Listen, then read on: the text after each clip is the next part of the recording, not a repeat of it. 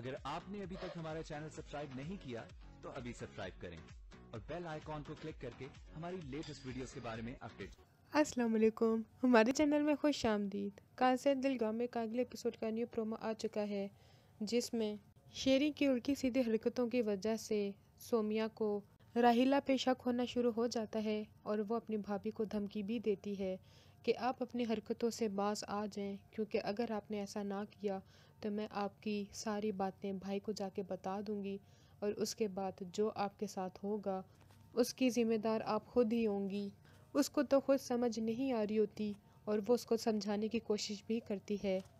लेकिन जब वो सोमिया के घर आके उससे बात क्लियर करने की कोशिश करती है तो वहाँ पे शेरी का अंदाज़ देखकर उसे समझ आ जाता है कि शेरी सही लड़की नहीं है। वही एक वाहिद लड़की है जो कि नहीं चाहती कि सोमिया का घर बसा रहे, इसीलिए उसी ने ही ये सारी हरकतें की है।